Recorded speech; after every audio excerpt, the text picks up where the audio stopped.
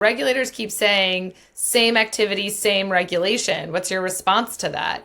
And I thought about it for a second. I was like, that is this paper.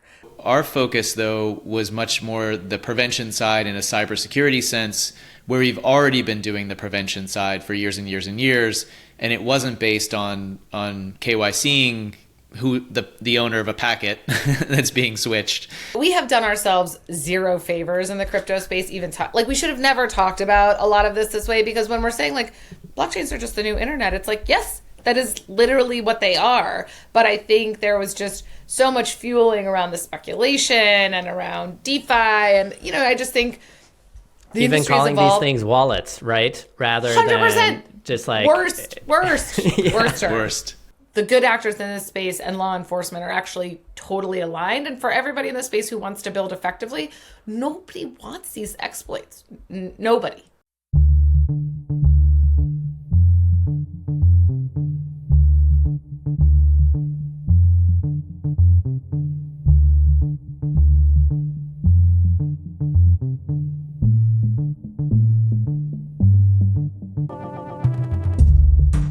Hey everyone, this is Sina with another episode of Into the Bytecode.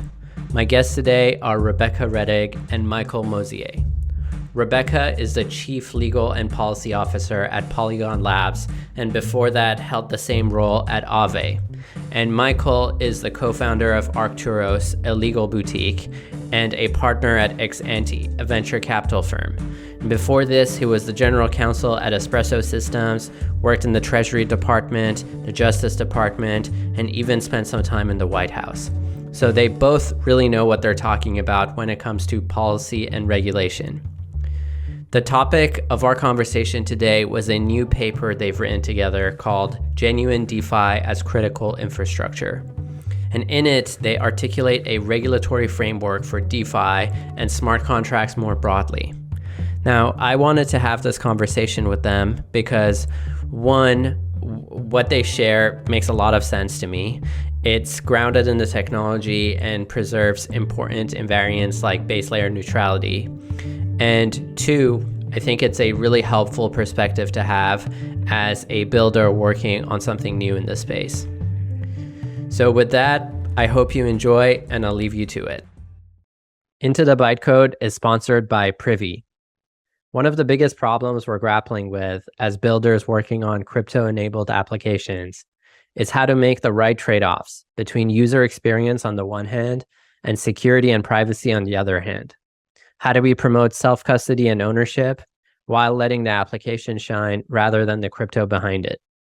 So Privy plays an important role here.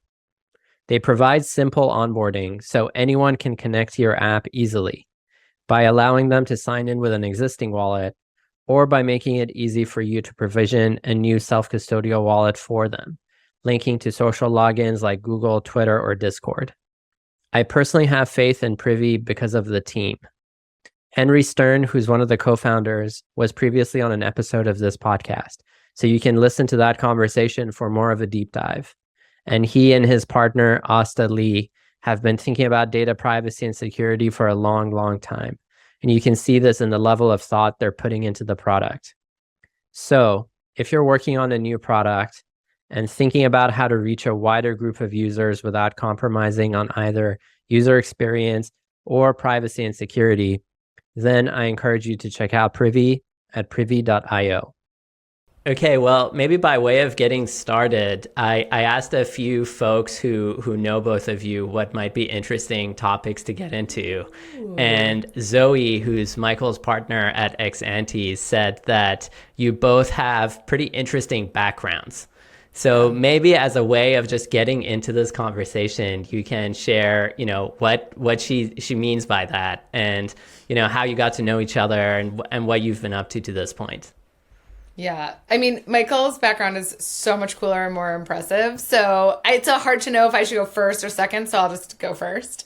So I actually come from like a very traditional white shoe law firm in New York, where I was doing litigation and regulatory enforcement work, mostly in the financial services space. But I also worked on one of the very early peer-to-peer file sharing cases in the music industry, just to age myself a little bit.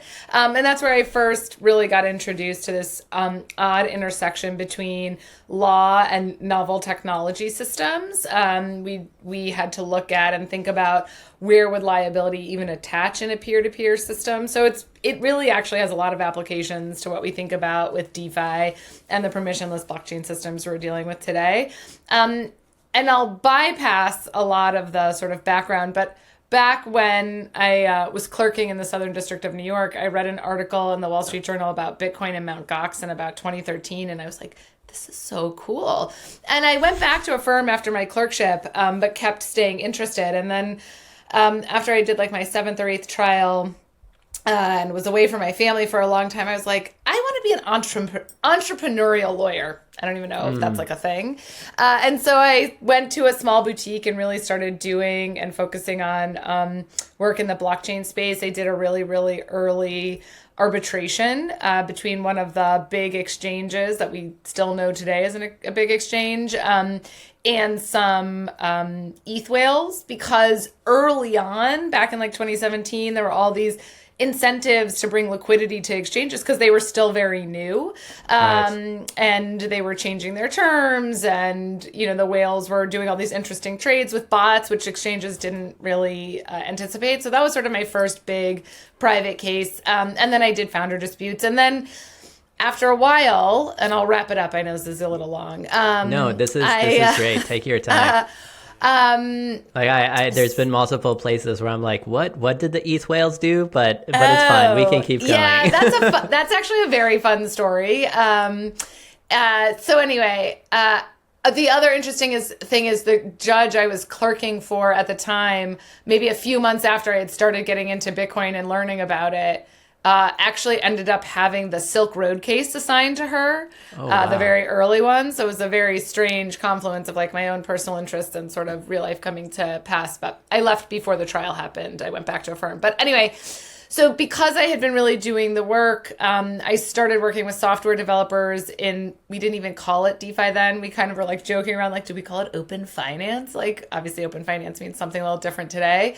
And so worked with companies that we now think of as like DeFi staples, Uniswap Labs, Compound Labs, very, very early when they were like 4 to 10 employees, just thinking about and doing regulatory analyses around these permissionless systems and what attaches and where. But across all the different types of laws, this was back in maybe 2019 or something, across all the different types of laws we think about today, like do securities laws apply? Do commodities laws apply?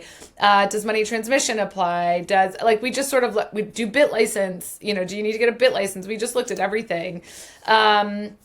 And then because, DeFi became a thing right around that time, we started getting more and more clients. And then I went in-house to a big DeFi software development company, and then started unofficially doing policy work then, because I had done all this work to figure out technology, how the tech works, and then think about the laws and where they may come together. And then I've been at Polygon for the last year and change.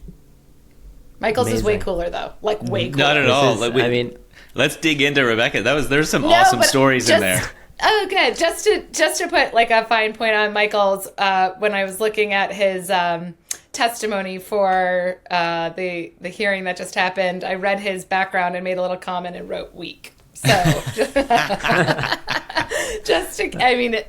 so go, Michael. It's really great. All right, let's do it. No. So while Rebecca was doing real lawyering, I was sort of coming up through the public service side of things, and actually started at the DA's office in Manhattan, and from there just realized that I really was interested in this sort of countering exploitation theme. Like I'd originally been at a law firm and done some work with domestic violence victims, getting protective orders, but it just wasn't sort of enough. Like you get a piece of paper and then, things would still happen. And so went to the DA's office in Manhattan.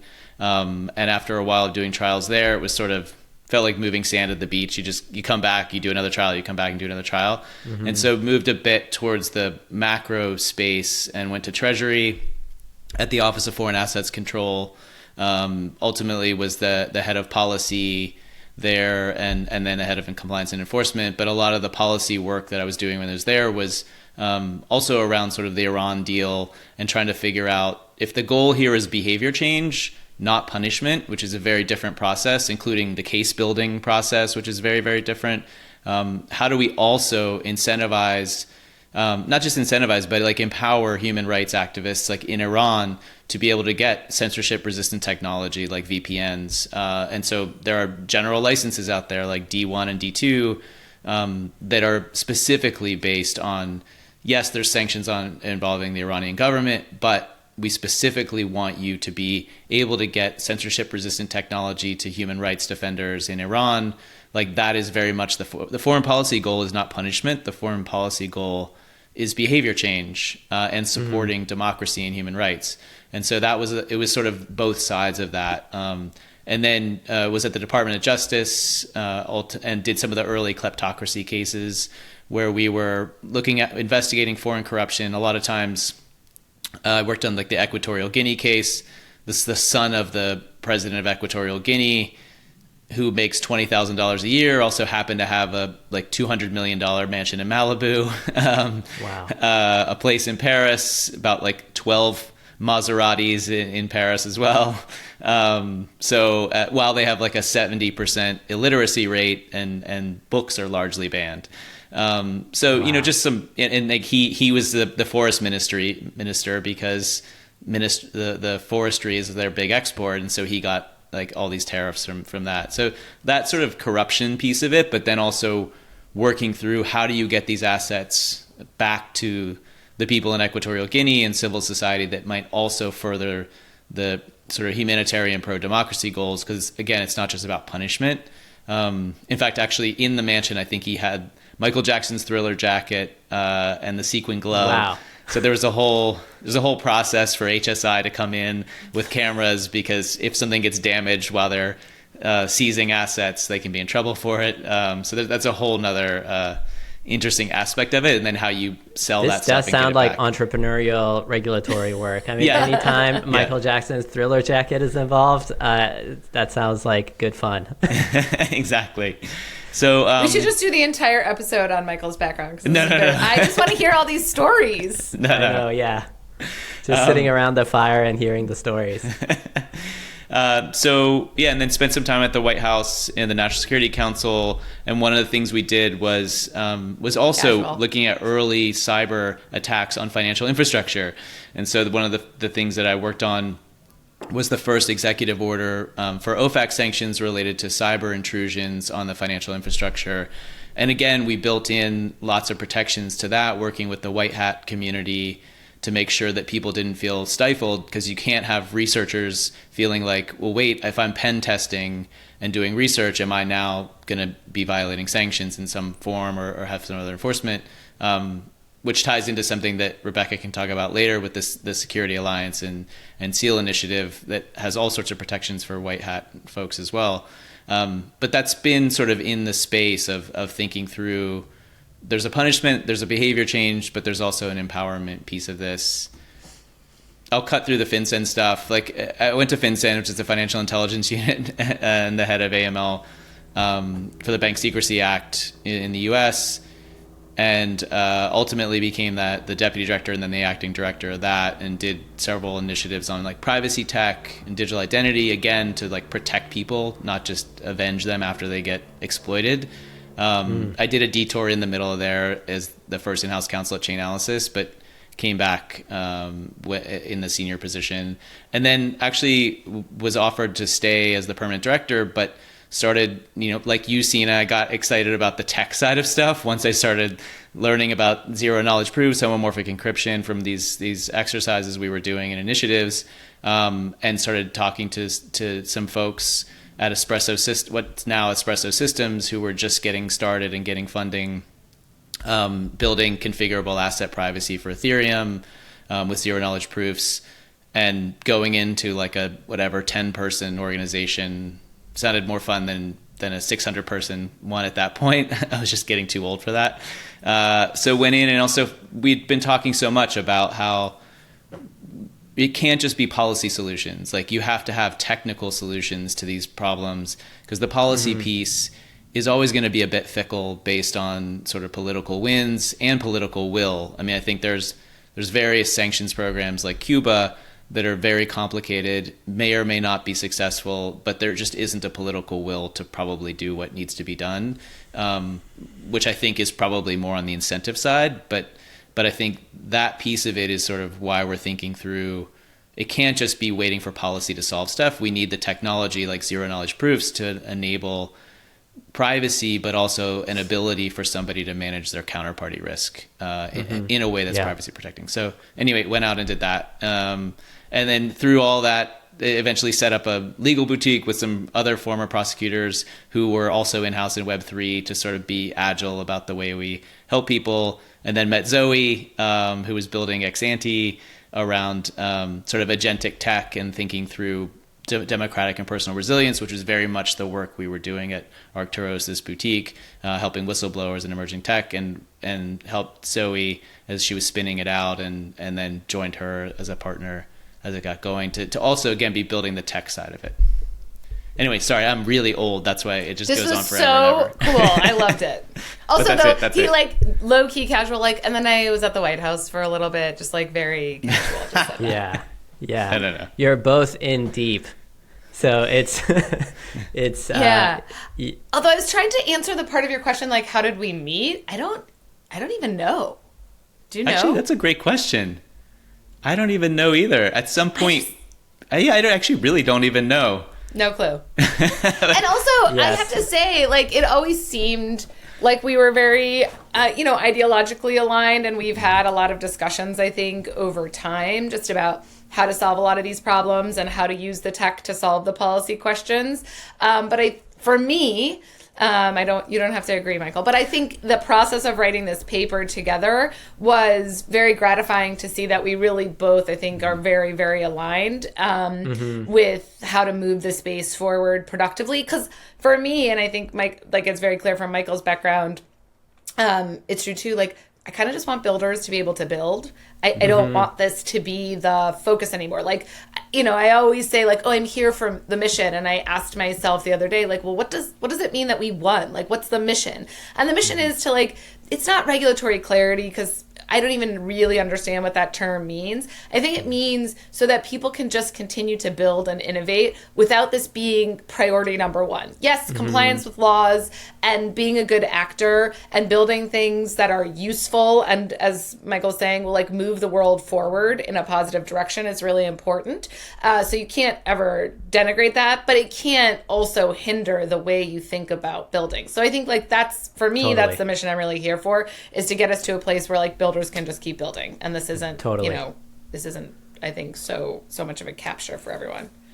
Yeah, that makes a lot of sense. So yeah, we are going to talk about this paper that you wrote, which is about, kind of sensible, effective regulation for, you say DeFi, like, and I was really thinking about it in terms of smart contracts broadly, right? Protocols that run on-chain without intermediaries.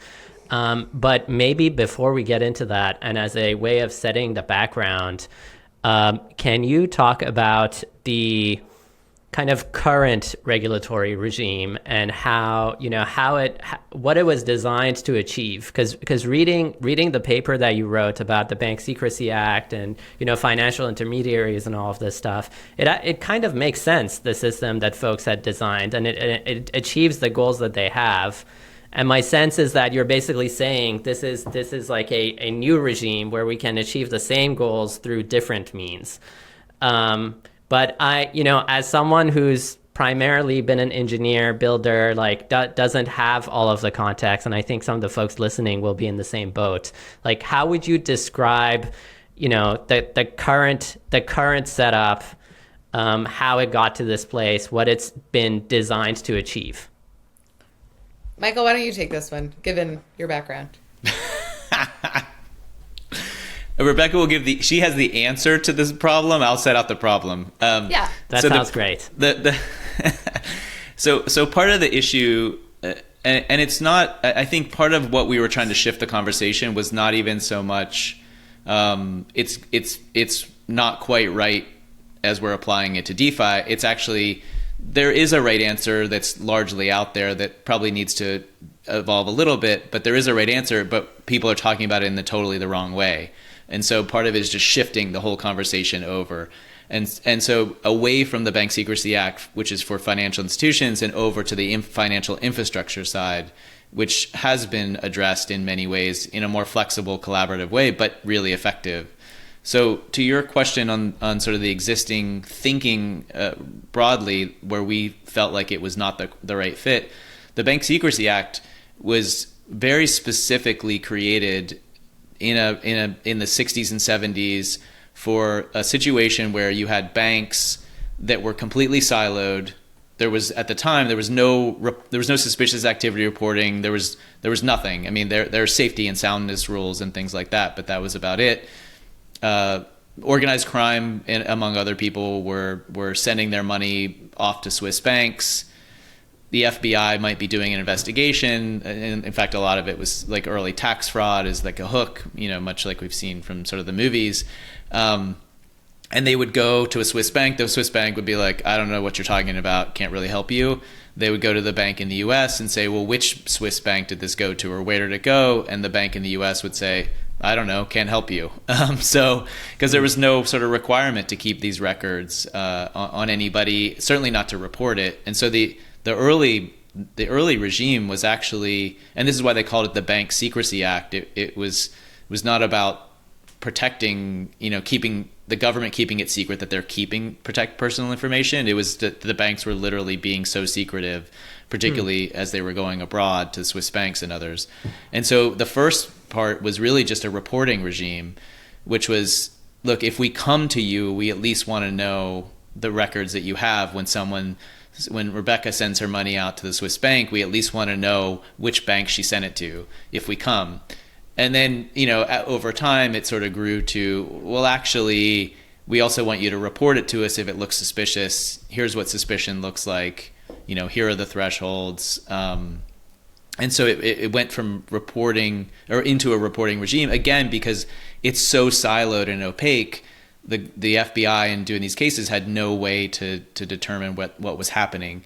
And I think without getting further into all that, that's partly why, as you think through that, it just doesn't make sense in a very on-chain DeFi world. And Rebecca can talk about what we mean by genuine DeFi, but I think that it's that genuineness of sort of on-chain transactions where, okay, well, it's the siloed piece is not an issue because you can see the public ledger. The reporting piece is not an issue because anybody can jump on Etherscan and look at things, let alone if you're using blockchain analytics and can visualize even more. So sort of the two biggest issues that the Bank Secrecy Act were addressing just don't apply to into the DeFi and on-chain world. So that's the problem and what we're trying to solve. And we can talk about the infrastructure side after, but let me stop there.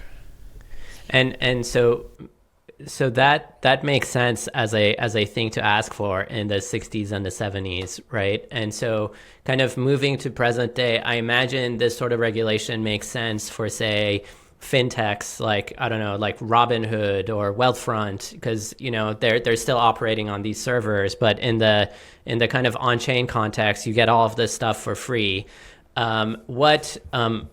How has this been applied in the crypto ecosystem so far? What sorts of issues is it causing? I'll take it. Great question. So let's split it up into two different parts. We talk about, the first part of the paper talks about like the financial integrity regime in the United States, which is like the Bank Secrecy Act and all of the follow-on legislation that comes from it. And as Michael was saying, the BSA is really documentation, detection, and we put it as deterrence because I thought it sounded cool. But I think people would say today it's prevention and not just deterrence. And then there's the other piece, which is sanctions laws, which are, as Michael was saying, like there are just certain countries or certain individuals or certain entities that you cannot transact with because it is one of the tools that the U.S. uses for behavioral change, as Michael was saying. So, if you're a bad actor, you do not get the privilege of, economic or trade privileges with the United States or with U.S. persons. So I think Sanctions is almost an easier one to take, oddly, because it's such a definitive, it's just such a definitive set of laws in the United States, which is, if you're here, you have U.S. persons who are employed by you or whatever, or if you really are facilitating transactions for U.S. persons, you have to comply with sanctions laws. And facilitation under U.S. law for the sanctions regime is extremely, extremely broad. So it's been I think there are plenty of ways that we could argue against facilitation, but it's kind of like one of those things, like, why? Like, why push for that? Like, just do, and in the crypto space, it hasn't been, I think, so prohibitive. I think from a ethos perspective, people have not liked having to think about what we do from a sanctions law perspective because there is supposed to be this censorship resistance. But I think from a imposing on the tech perspective, as of today, it's been minimal. And a lot of what we've seen is just wallet monitoring through blockchain analytics companies like Chainalysis or TRM Labs or things like that, where if a wallet is on one of these global sanctions lists, whether it be the US, especially designated nationals list, which does have ETH addresses and some Bitcoin addresses, and other countries' lists, it gets blocked off your front end. We could probably do a whole other podcast about whether that's even appropriate and do the pros and cons, but we'll save that for another time. With respect to the Bank Secrecy Act, people have not known what to do because, as you sort of started off this episode talking about, like, this is a regime focused on intermediaries and intermediaries in the midst of transactions that usually take custody or have control over user assets. And that doesn't exist a lot in the blockchain space. And in most iterations of what we've seen from public permissionless systems, whether it be the underlying network infrastructure or smart contract-based systems built on top. And so I think there has been a lot of square peg, round holing going on with respect to how and who should be complying with the Bank Secrecy Act. So there's been tons of talk of we should just do KYC on front ends. But it's well, front ends can take many different forms. A lot of them are just normal websites. We all, access websites like Twitter or, I don't know, CNN.com or whatever it may be. Yeah, and so we certainly aren't going to do KYC on that. Now, other websites or front ends have this thing where there's an off-chain server and they do matching of your transactions. And, I think we have to parse out the tech for what it does. And then other people, and including a number of bills that are out there, like those proposed by Senator Warren, want to make validators and miners financial institutions that, forget KYC. Let's just put that to the side. Sure, they'd have to KYC, but they'd have to do suspicious activity reporting and customer due diligence. And if you actually see, and that's why we took time at the beginning of the paper to write out what do you really have to do under the BSA, it does not, it is really square peg round hole. It just doesn't make sense for what miners and validators do, which, as Michael said in front of Congress when he was testifying in this really good crypto crime hearing, it's really like internet service providers, and we don't have them do that right now, at least.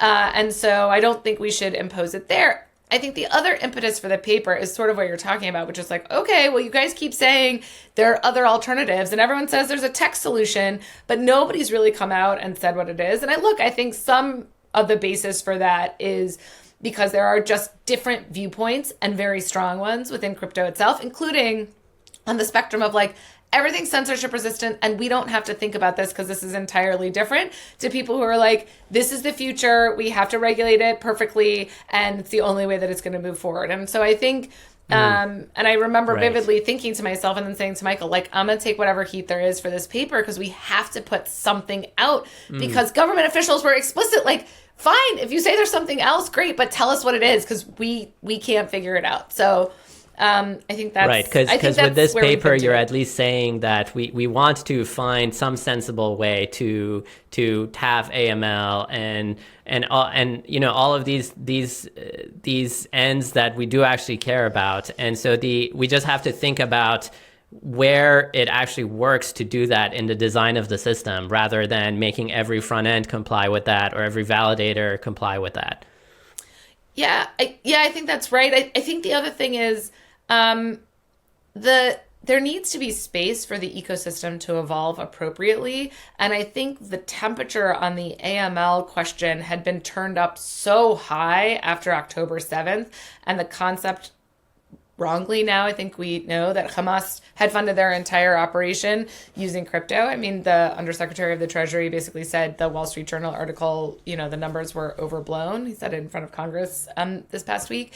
So we know that the temperature was probably taken up incorrectly, but it was, and it felt really existential. And I'll say, we focus a lot about what's going on AML in the US, but it's a big question everywhere. Both in Europe, they have this very stringent AML regulation called the AMLR, and the Financial Action Task Force, or FATF, has been very, very focused on solutions for illicit finance in DeFi for a number of years at this point. So I think that's part of it too. I don't know. I think this is a very reasonable framework and solution, but I think the feeling was we had to get something out there so that there was as Michael said, there was a counterweight. Into the Bytecode is sponsored by Optimism. The Optimism Collective is building the open source modular software project known as the OP Stack, which allows developers to run layer 2 blockchains, while also addressing key governance and economic challenges in the wider ecosystem.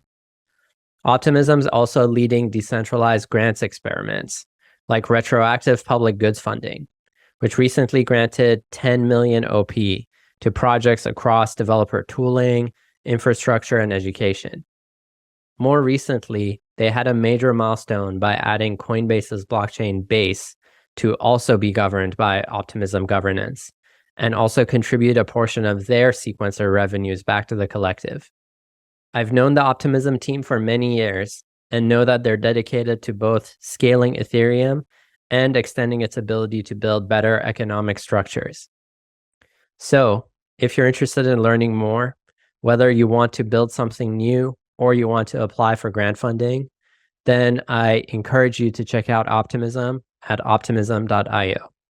Well, I was saying to Michael before we jumped on that reading through the paper, I feel like it as someone, again, who doesn't have a super deep background in how regulation has been evolving, it just made sense to me from a first principles perspective. And so maybe I'll make an attempt at describing what I understand you to be saying in this paper, and you can riff off of that and correct me. So you kind of start by making this distinction between is what we're talking about centralized, like is it CeFi, centralized finance, is it DeFi, decentralized finance, and genuine DeFi by that. So there's a smart contract running in this open network. Or is it on-chain CeFi, like a hybrid system where there is still a independent control person, i.e., like either some multi-sig or some place in the critical flow of this application, of this contract, there is a server or a company that does something. And these are kind of fundamentally different cases when it comes to thinking about whether how regulation should apply and whether even an intermediary exists in the first place. So maybe that's one piece of it. The second piece is that you talk about you kind of outline this distinction between financial applications and information and data infrastructure, and that if we kind of think about a blockchain, it's more akin to to the internet and ISPs sending packets around and packet switching, and we don't go to all the server like DNS servers and ask them to collect KYC information on the packet information, because that's the wrong level of abstraction. And so what we're talking about here are like information networks. And then maybe the third piece I'll say, and I'll pause, and I thought this was particularly interesting to me, was that you kind of, there's, if we look at and you have a really nice graph of a DeFi transaction flow in this paper, which is, you're a user, you go on a website, you press a button, wallet pops open, send the transaction through. What are all the things that happen before this thing ends up on a blockchain and this gets executed? And thinking about where, what each of these parties can be genuinely thought to be responsible for in a regulatory regime. And the place, my sense based on what you said was that there's a kind of like blockchain itself, which, like we said, is this like information network. There's the user interface layer, which may or may not be financially related, like what we were saying, and the parts that you kind of like hone in on as potentially being an interesting place to think about this question is where I think you call them critical communication transmitters. Mm-hmm. Yeah, and basically RPC, nodes as a service. So Alchemy or Infura, like the transaction that the party that actually has the transaction bundle and sends it into the blockchain network, and they can do wallet risk scoring, they can do reporting, they can do all these sorts of things as a kind of an information intermediary that's involved in this flow. So that was a lot of words, and I'm sure I kind of like butchered key pieces of this, but you can react and say what comes to mind. No, I think that's a good distillation of really what it was trying to do. Look, Michael and I talked to somebody a couple of weeks ago, and they were saying, well, regulators keep saying same activity, same regulation. What's your response to that? And I thought about it for a second. I was like, that is this paper. Right? This paper is really like we're treating like things alike. And Michael can go into sort of what critical infrastructure and how it's treated today. But like this isn't, I think we're not trying to do something so new or novel, right? Like finding intermediaries is a fair question, and other regulators have sought to do it. Now they've sought to do it based on, like there was a report from an international regulator on DeFi, and they were like, you have to find an intermediary no matter what, even if it's just a coder. It's like, well, no, that can't be the standard that we're abiding by. Like that's just not how we do things now. But if you want to find an intermediary of who's responsible, we went off of the 2019 FinCEN guidance, which is how FinCEN's kind of been finding intermediaries all along, which is looking at the question of control. And look, it's a broad definition. And if we've gotten heat on anything from this paper, it's really how broad the definition is. And to your point, like it could capture an emergency multi-sig. And if you have really limited narrow powers, should you be an FI? And the paper doesn't say that, but I do think people sort of have read it in to say, well, if you're saying control and it's this broad, that's really the problem. So I do think probably over time we can refine the definition of control, although we really made it into a two-step analysis. Is there control? Okay, if yes, then what is the activity that is going on and what type of control do you have, right? Like, I think if you're holding an emergency multi-sig, highly unlikely you're a financial institution, even for a DeFi protocol, right? Something like that, because your activity is only to act in an emergency. So I think there's that part of it. I think on the critical infrastructure point, that has existed since the late 90s, maybe, Michael, right? Yeah.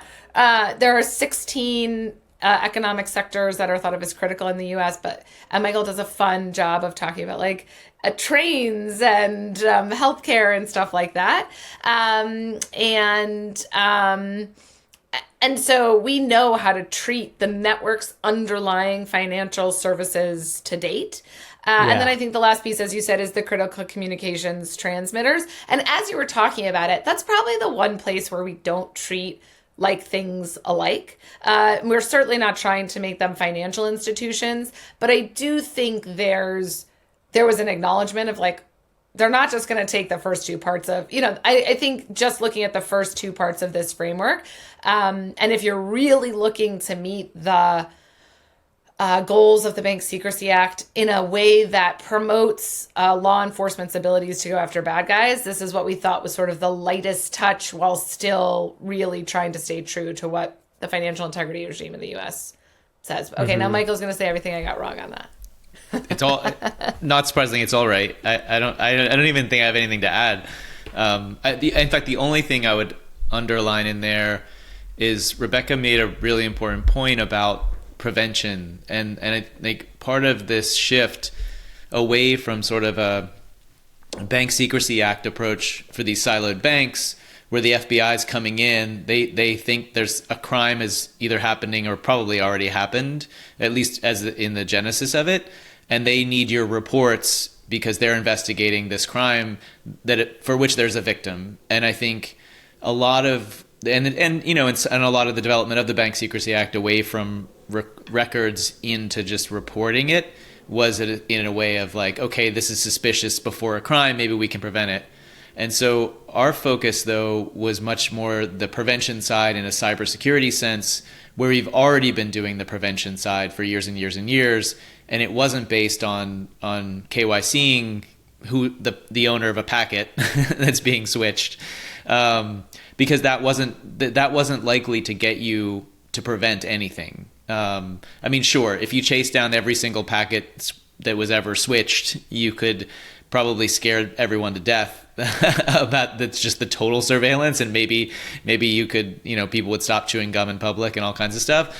But I think the idea here was, in the cyberspace, we don't do that, but we still prevent a lot of stuff because it's based on threat indicators around activity, which are hard to spoof and which are sometimes predictive of an exploit that's about to happen. A smart contract's loading up before, like Forta does and Sardine and all these others, where they're preventing things based on activity. That doesn't matter. It doesn't matter who it is or whatever. We just want to prevent the victim from happening.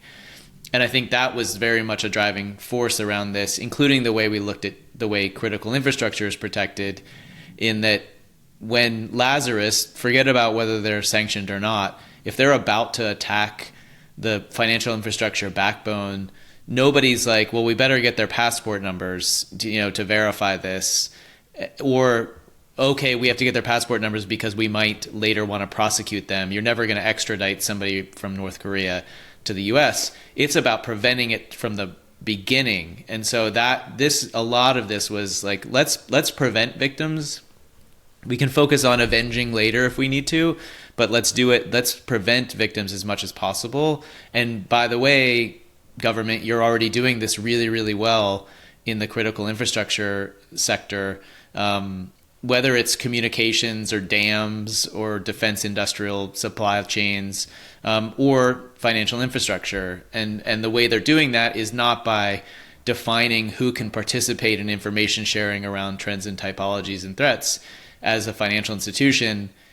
It's just, do you have relevance to this critical infrastructure? And if you do, we want to be able to share information about threats that we're seeing with you and aggregate them across that we're hearing from others and get them to you so that we can prevent the next DDoS attack or whatever exploit.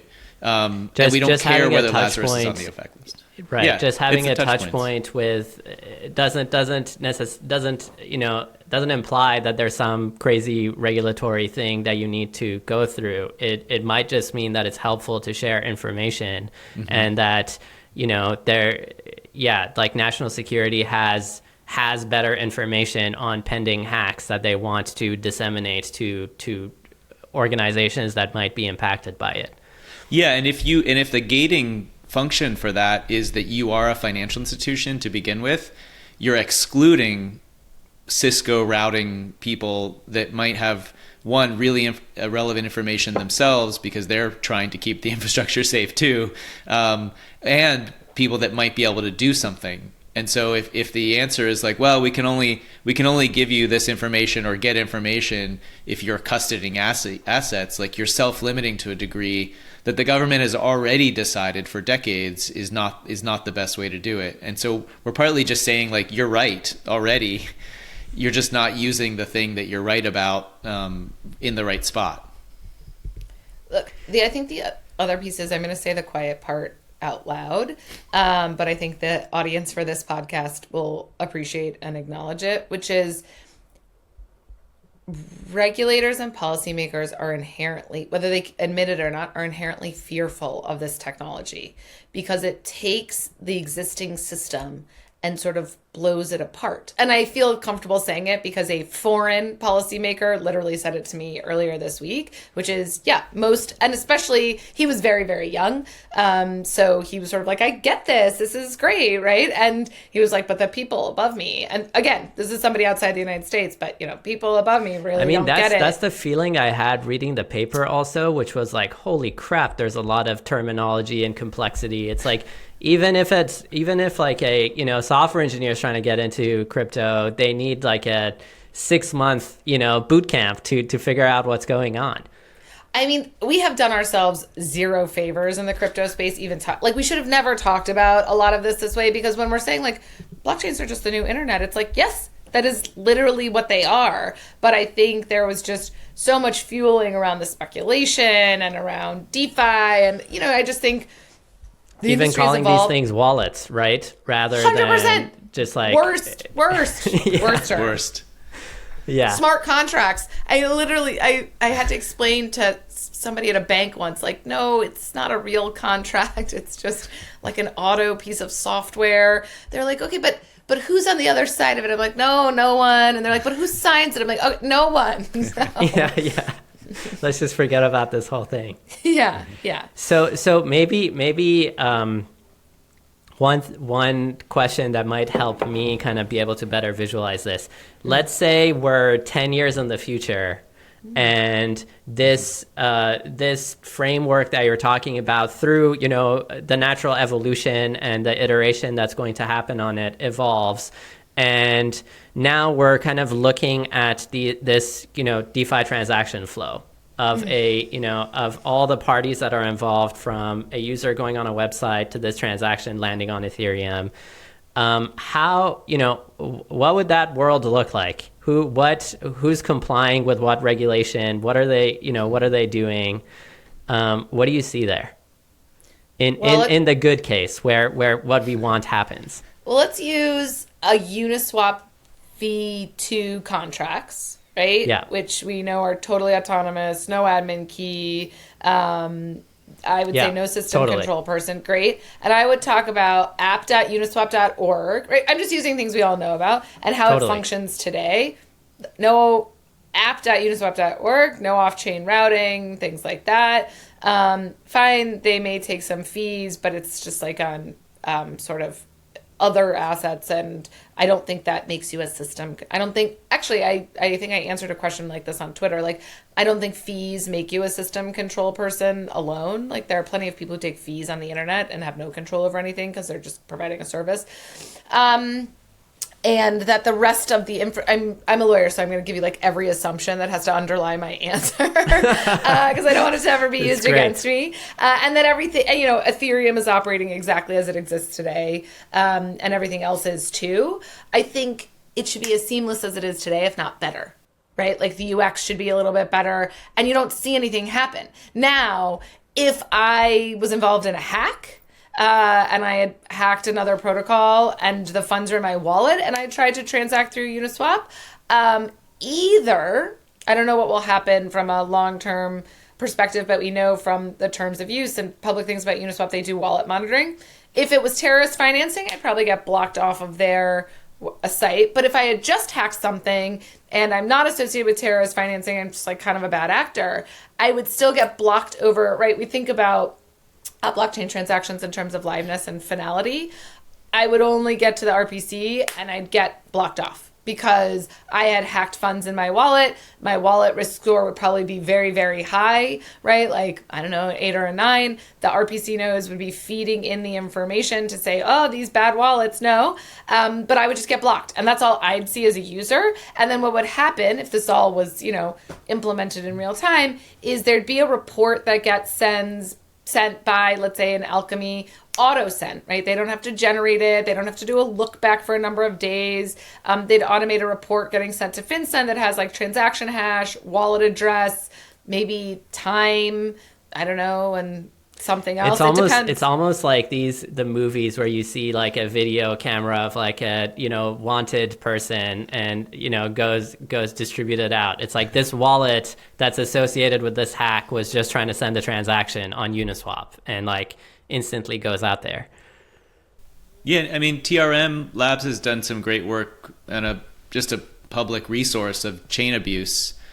That's a good example of people just are able to contribute. Hey, this wallet just was involved in a hack.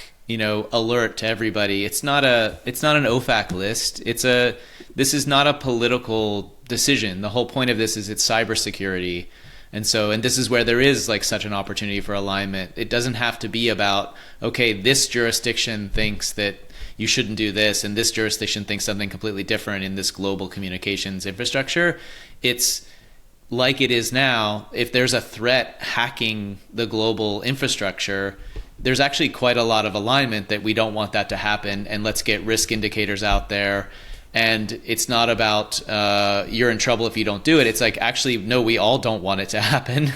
And so rather than wait for Lazarus Group to go through the process of putting a legal package together that goes through the OFAC clearance process and finally gets put on a list, we actually just want it to happen right away, where a bunch of people have said, actually, I don't know what group this is, or if it's even a group, or who's behind it. I just don't care.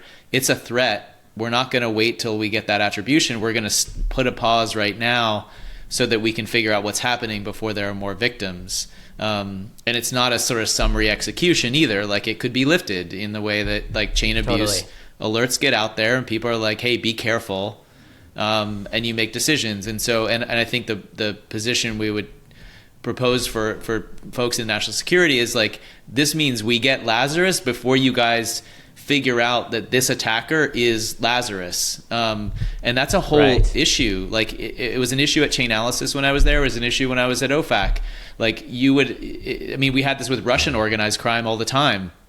There would be groups of Russian organized crime that were designated for being specific, or in Mexican cartels as well. Like, do we really wait? Some guys there like literally beheading people, and we're not going to wait to figure out, like, Bank of America to say, well, OFAC hasn't determined, is it Sinaloa or Zetas? Or what if it's a group that's not designated? I mean, which literally there would be debates within the law enforcement community of like, you guys are calling this, the CNJ or whatever, but we're not sure that that's really a group. That's just an unaffiliated group of opportunists. And so while that conversation's happening in the national security space of like, is there such a thing as Brothers Circle in Russia? Or is it just thieves and laws that get together opportunistically? Well, we don't want to wait for that conversation to happen. I understand why it has to happen for banking reasons, but in the cybersecurity space, I don't care whether this person's part of Lazarus or Zetas or whoever. Like, they're attacking something. We want to create a resilience and prevent victims. And so we're not going to get less. We're actually going to protect people more. But it's not sort of a death sentence. It's like, it's a pause. Yeah, I think the other piece of it is like, we were really trying to index for effectiveness. And I was just going back to like, how would it work if my funds got blocked off from doing a transaction? But, there have been all these concerns, and there have been plenty of congressional hearings where they're like, well, the second Lazarus does it, they like shoot it out to a bunch of different wallets, and they might, and now you're done. If this kind of thing was implemented, you're done, because you can't really do the wallet to wallet transaction anymore because you're starting to get blocked off. So maybe you could do the hack. But then even if you spread it out to 6 different wallets right away, that's it. You're done. And I was listening. There is a podcast called The Lazarus Heist, which I'm very obsessed with. It's a BBC podcast. It's not just about crypto. There are only 2 episodes about crypto. But there are also ones. I actually find the ones about non-crypto Lazarus heists much scarier. Like when they hacked into all of Warner Brothers, it just felt very creepy. But anyway, but they talk about, even in the crypto ones, which are at the end of the 2nd season, that Lazarus does have some funds, or what they think is Lazarus, just sitting, and they can't move them because they're Lazarus identified wallets very publicly. Like, this now makes that much operational much faster and much sooner. And it's not only for things like sanctions, which is an important part of the financial integrity regime, but it does go to the BSA concept of like, no, we're just trying to catch bad actors generally, right? Not just sanctioned actors, but bad actors. And so it goes to this. And look, I think it will be complementary to what else goes on in the space. As Michael alluded to at the beginning of our conversation, right? The Security Alliance came out very formally, and they are a group of, they were informal white hats together for a very long time. And I think it's important, this group that everybody listening to this podcast will know, but white hats is something that, as you alluded to, has existed in Web 2 too, right? People who are just trying to thwart cyber attacks generally. I actually think the white hat community in Web 3 is probably more robust and better, and actually super effective in what they've been doing in terms of front running exploits and things like that. And so they're also trying to formalize what people have been doing in this space and incentivize more people to be good actors and for there to be even greater effectiveness. So I think this is going to be a complementary process where we're all formalizing a number of different things to really get to the right result without shutting down the technology. Yeah, maybe talking a little bit more about the Security Alliance. So it goes by SEAL, right? And this is what Samsung announced yesterday or 2 days ago. Yeah. So what it seemed like there's a kind of meaningful legal component to it as well, to allow these white hats to do their work. What does that involve? Oh, yeah. So in addition to sort of announcing SEAL as a formal entity, and as I said, they were doing all this type of work, since the Nomad attack, at least, in sort of informal Telegram groups and the like. But this is now a formal entity. And they also, at the same time, through a lot of work of other lawyers, not myself, other lawyers, other white hats, software developers and things like that, put together something called the White Hat Safe Harbor Agreement. And it's for devcos, foundations, and whomever to adopt this agreement and say we're abiding by it. And what it really does is it lays out, if you're a white hat and you follow certain steps in preventing an exploit, we, the devco, and on behalf of the users, will not go after you for what's called civil liability, right? Like, we won't say you were trying to steal stuff from us. We won't really say, you're a malicious actor. And, as we all sort of know, and as we've seen, sometimes in the middle of an exploit, somebody will say, like, I can front run this attack, but I really don't want you to come after me. And devcos or foundations or whoever sort of is seen as the steward has to make a decision, like, can I even agree to that in the moment? And you're dealing with much, scarier things. Can you front run? So this takes that level of decision out of it. Really and look, smart. not every protocol is necessarily going to do it. So there's that piece to it. And then it requires protocols where the steward has sort of adopted the White Hat Safe Harbor to establish asset recovery addresses where the funds from a front run exploit by a white hat can get returned and be seen, so that everybody has, you don't have to spin up a new wallet or whatever. It's like everybody knows if you've returned it to this wallet, you're a good actor. And somebody has also asked this week, like, well, you can't insulate me from criminal liability. So even if I'm a white hat and I front run an exploit and I return it to the asset recovery address, I could still get pursued by law enforcement. And Michael may, be able to speak about this even more in depth just from his experience. But I think what law enforcement is trying to do with all of these is just make users whole and get in touch with the people who can actually fix the system. And so if you already have this agreement that designates that person who acted that way is a good actor and they've returned it to this address, no, it doesn't mean you'll never get pursued by law enforcement, but I certainly think it takes the likelihood that you would down by a lot. But what are your thoughts on that, Michael? Oh, yeah, I totally agree. I mean, I actually spend a fair amount of time or have over the years with FBI folks that are addressing these hacks. And I'll say, like, in every instance, it's been, we're looking to help victims, or we're looking for witnesses. We're not here to try to pin something on anybody. The first overwhelming priority is helping victims and making them whole again. And most of the time, it's actually, how can we get as fast as we can to a technical person who can help us understand how the exploit happened and where it might go and where there might be information that can help us figure out where the money went, like by far. Like nobody's like, are you a broker dealer? Like we're looking for broker dealers. Like who's a broker dealer? Like they can tell us about this. Or like, you know, are you doing everyone custody? in law enforcement have that voice? Yeah. That's the. Sorry, go ahead. I want to get it, but I feel like I'm missing out on how fun this world is. no. That was my Gary Gensler. I'm sorry, voice. But no, but for real, like the law enforcement is like, they don't want to be preoccupied with that stuff. Like they just want to find out, how can we help people? Who's the right person? If it's somebody who's a white hat, great. Like it doesn't matter. Like we don't need you to be a financial institution where you are the registered agent that did something or whatever.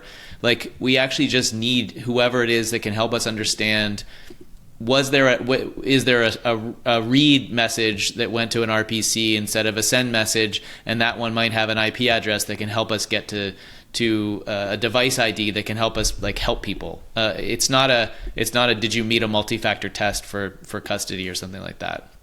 So yeah. I mean, in this sense, like this is on many levels exactly what they're looking for, is this touch point, which Sina, you caught right away when we were talking about earlier about how critical infrastructure gets treated right now. Like they're just looking for touch points, and I think that's partly why I think the Security Alliance and SEAL Initiative are so important, because it's industry saying we are aligned on managing risk and we want to be helpful about it. And that's, I mean, if we do this right, the FBI people who are really trying to help victims and the industry folks who are really trying to help victims can just get together, and all the noise that's happening around them, we sort of crowd it out. Yeah. And I think the SEAL team has already been in touch with law enforcement generally to just sort of, I don't know specifically who, but I'm sure the FBI and some others, to sort of say, look, this is out there, this is coming to fruition. I will say, I know some of the white hats who were part of this unofficially, and they always would come to me and be like, is there anyone from the FBI we can just have in our Telegram group? Because as the exploits are happening in real time, we don't always think, or it's very hard to get in touch with someone from the FBI. So we'd rather just have like the right person in our Telegram group. I don't know if that ever really happened, but you know, I think the good actors in this space and law enforcement are actually totally aligned. And for everybody in the space who wants to build effectively, nobody wants these exploits. Nobody. Right.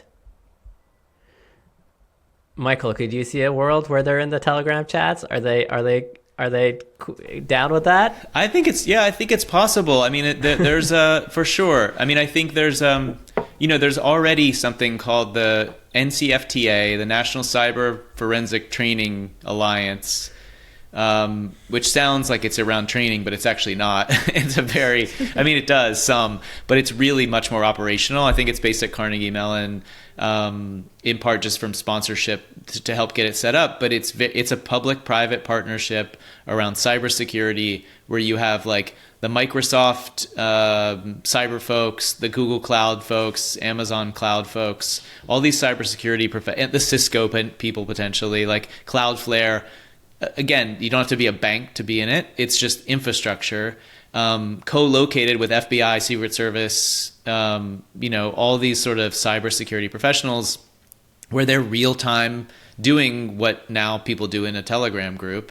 And obviously it's not just the people that sit there, they're networked through their agencies and their companies to share this stuff. But this is again why I think getting out of the financial institution, like, oh, you have 30 days to file a SAR after a thing happened, into the cyber infrastructure space where we're already doing this and solving it, which is, hey, this needs to be a real-time communication network like the NCFTA and like the ISACs and the others that do the information sharing and analysis centers for critical infrastructure that are already happening in the financial infrastructure space. It's moving it to the real time, let's just coordinate. And I could very much see FBI, I'm sure it's going to have to be an account that's audited or something for their own rules. But like I could very much see that happening. It's like the FBI alert bot. Although listening to Michael and just the questions you're asking, Sina, are making like all my little neurons fire towards each other because, you know, when we talked about the Office of Cybersecurity and Critical Infrastructure Protection, or OSIP, in Treasury, that oversees the financial services critical infrastructure. And there's a huge public-private partnership that Michael loves to talk about, so I don't want to take away from him, called the FSISAC, which is an information sharing group. And now you're talking about the NCFTA, which is another private partner, public-private partnership, where there's all this information sharing.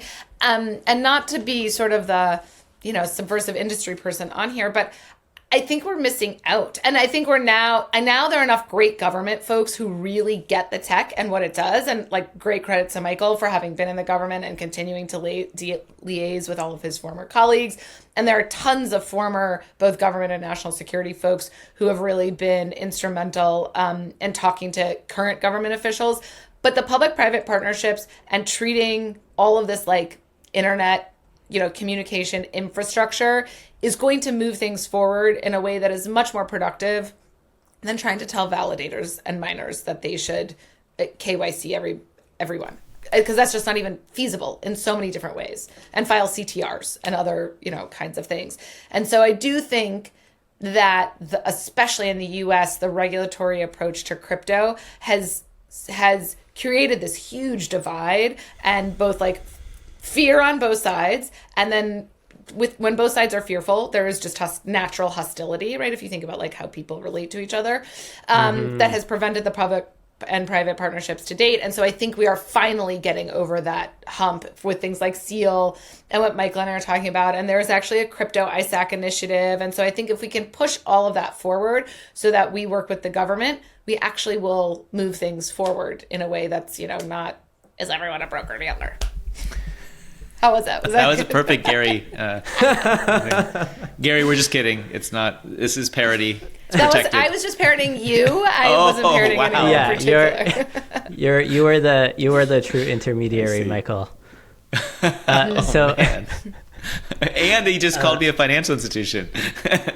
Yeah. Not all intermediaries are financial institutions. That's right. You of all people should know that. Actually, that's right. Thank you. See, this was a teaching moment. Thank you, Sina. You're a cyber infrastructure. That's right. I'm just a packet switcher. Yeah, that all makes sense. So maybe for me to kind of try to synthesize and wrap some of what we've said. So this, you know, I mean, there's a lot we've said. Maybe going back to the thrust of the paper, we're really shifting from these are financial institutions to this is cyber infrastructure. Thinking about that, you know, you're on the Uniswap app flow. There's points, you know, there's an application, which is a, you know, product run by a company based in the United States. And then there's a protocol, which is genuine DeFi running on this open blockchain network as infrastructure. And the protocol, you know, may be kind of seen as critical infrastructure, which all that means is that there's kind of touch points between the government and various organizations that interface with this protocol for information dissemination. And it doesn't mean that the protocol itself needs to be contorted in any way to fit some regulation. It's really like informing people of there's the chance of this big hack. So I think that to me makes sense and preserves the neutrality of the protocol. And then the product itself, you know, obviously being based in the US wants to comply with these regulations, and whether that's the website itself kind of having an OFAC block list, or, you know, when the transaction is sent to Infura or Alchemy, them doing wallet risk scoring and real-time reports, all of that stuff also makes sense to me. I mean, it's like if you want a sensible way to think about which one of these parties needs to do what, and to actually prevent bad things from happening, that to me makes a lot of sense. That seems good. I mean, that seems right. Like, that's I think good. Great. No, I mean, we're done. Like, this is part of. I mean, I think that's partly why we've tried to have as many conversations before and after putting the paper out, because things that make sense to us, you know, we're not engineers. Rebecca's pretty close to being an engineer and super lawyer. No. But like everybody sees Yeah, different you things. were saying soundness and finality. That's pretty deep in there. Oh, trust me, this is why I don't remember even how I met Rebecca. I was writing a 45-page paper with her because she's such a force.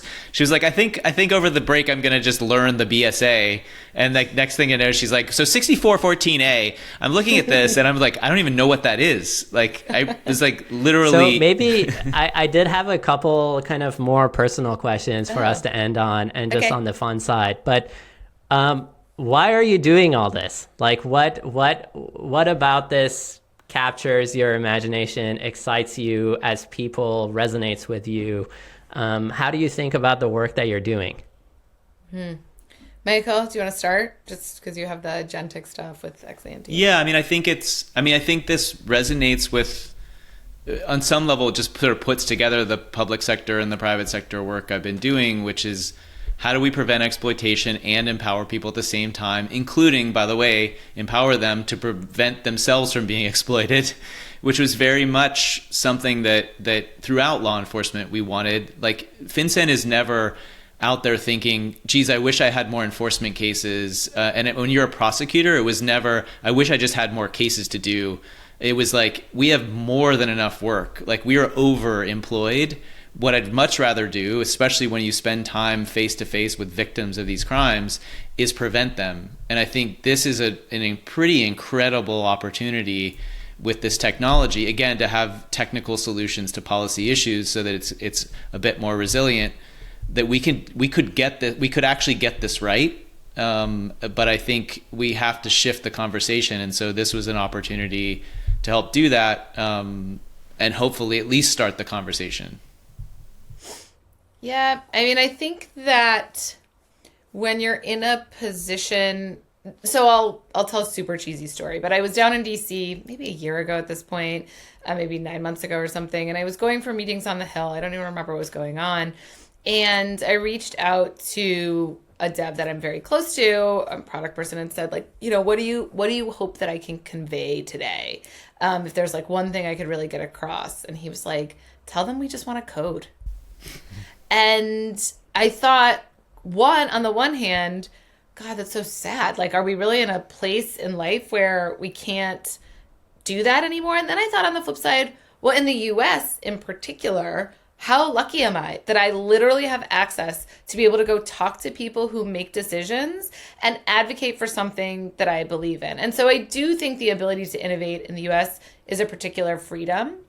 And so I think putting this forward and sitting in a position of privilege, with great power comes great responsibility, right? Like, I think this paper is like a Spider-Man moment where, like, it was really hard. I said to somebody, like, I think I'd rather give birth again than have to write this all over. but Wow. Now that we've done it, it feels like, it's changed the conversation for some. Michael's heard from a lot of his, government folks on it, that it has really at least made people stop for a second. I've had meetings on the Hill where people really at least engaged with it as a real concept. And so, I just want people to be able to create cool things. I'm a lawyer now, so it's kind of boring, but I was an artist for a very long time when I was young, and I just want people to be able to create.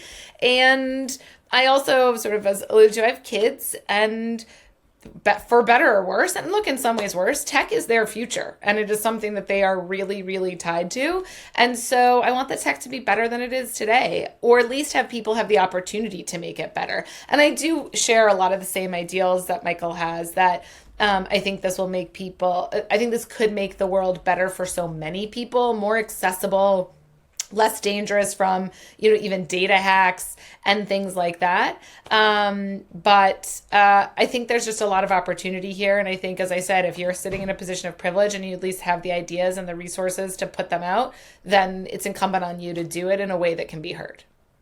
Mm-hmm. Very well said.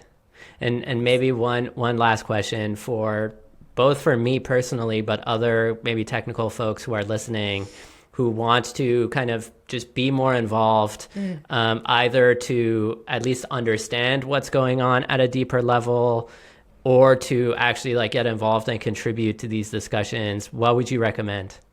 Oh, Sina, you teed it up for me. So one of the things that I pioneered along with a few other people is something called the Crypto Policy Bootcamp, where we run these, and Michael spoke at the first one in DC, we run these small 25-person sort of 3-quarter day events where you get to hear about the state of crypto policy wherever you are, how to engage on crypto policy matters, and then also usually like why it matters or something else, like particularly like how to talk about your narrative or whatever. So we did one in DC, one in New York. We're doing one in Paris for EU policy, one in the UK, and then we'll be doing a few at Consensus, actually, because we feel like there will be a lot of people there who want to engage. But you can also reach out. I'm happy to talk to anybody at any time about how to engage. You can reach out at policy@polygon.technology, and I'm also on social media. But I will say the thing I've been talking about a lot is like policy in this space is going to take a village. And to just go back to what we were saying, convey what's really going on, not using words like wallet or smart contract, but really make it very clear what's happening is a special skill. And I think a lot of the people who haven't been engaging to date actually have it, and we should be leveraging it more. Amazing. Well, yeah, thank you both for taking the time. It's been super fun to jam. Thank you. Awesome. Thank you, Sina. This is awesome. Really helpful. Hey, I'm going to make a small ask here. If you've been listening to these conversations and want to support what we're doing here, I would really, really appreciate if you could leave a rating and a review for the podcast wherever you're listening to it.